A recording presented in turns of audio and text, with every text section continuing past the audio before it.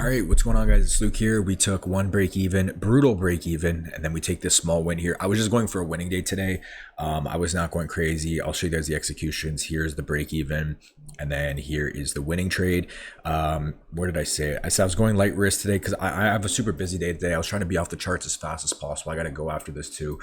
So I was just looking for a winning day. I just took a payout last night with Apex and then the day before with Funded Next, so I didn't really want to start a new cycle with those accounts.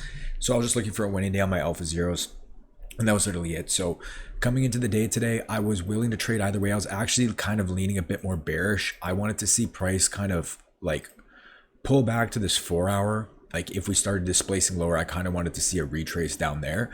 But basically, market opens up and we left this 30-minute gap right here. Well, let me hold on a sec.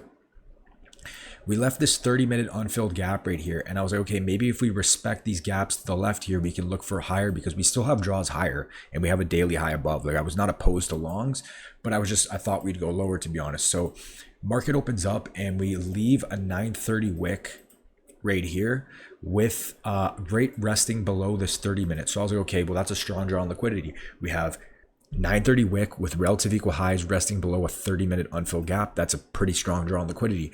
So price comes down and we tap into this 15-minute first presented gap right here. So I'm seeing if we break this gap, we're probably going lower, but if we hold this gap, we're probably going to get launched higher.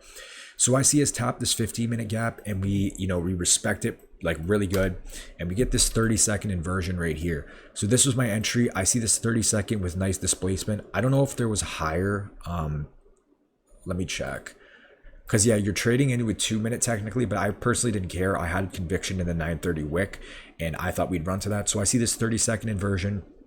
I take this entry right here, and I was looking just for the 930 wick. Well, I put my TP always just before the draw, so I was looking for that.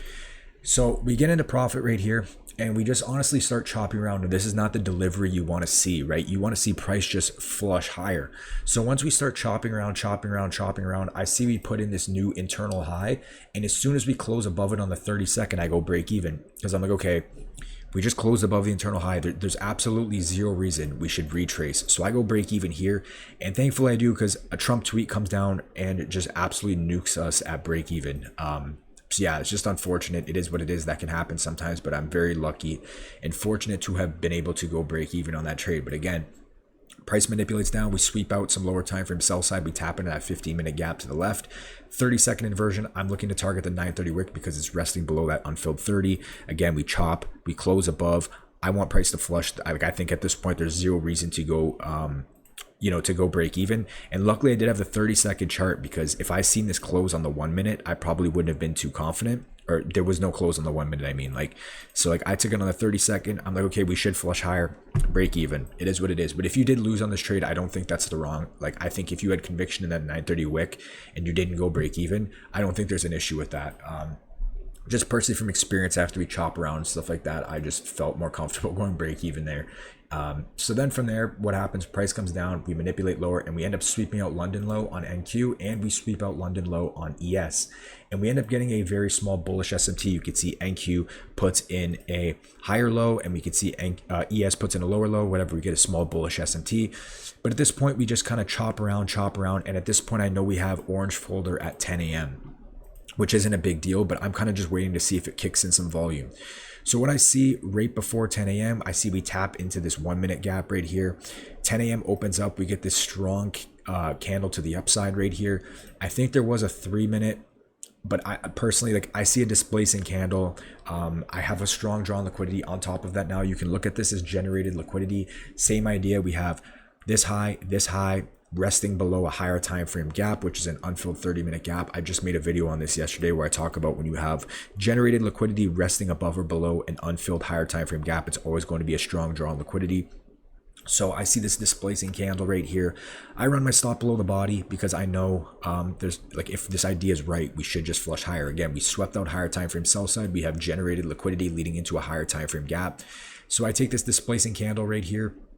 I go break even when we hit the 930 wick because I want price. Obviously I can't really TP at the 930 wick because my risk to reward would have been cooked unless I move my stop up, but I'm putting it in the best place possible for me, right? So I'm like, okay, I'll target CE, the 30-minute gap. So basically price comes up, taps the 930 wick. We literally almost get break even. Thankfully, we don't. And then we get this move back up and I TP just below 30 minutes CE. So I got out, my exit was 543, I think it was, yeah. So about a 1.29 R trade, not too bad. So again, first trade, we get the manipulation down, we tap into a 15-minute gap to the left, we get a 30-second inversion. I'm looking to target the 930 wick because it's resting below that unfilled 30. Again, break even after we close above this internal high, but then break even on that Trump tweet. From there, we come down, we sweep out London low, we get a bullish SMT, 10 a.m. volume kicks in, we get nice displacement, break even at the 930 wick, TP just around CE the 30 minutes. So that's it for me, guys. New videos this weekend. Make sure to go check it out, and I'll talk to you guys in the next one. Peace.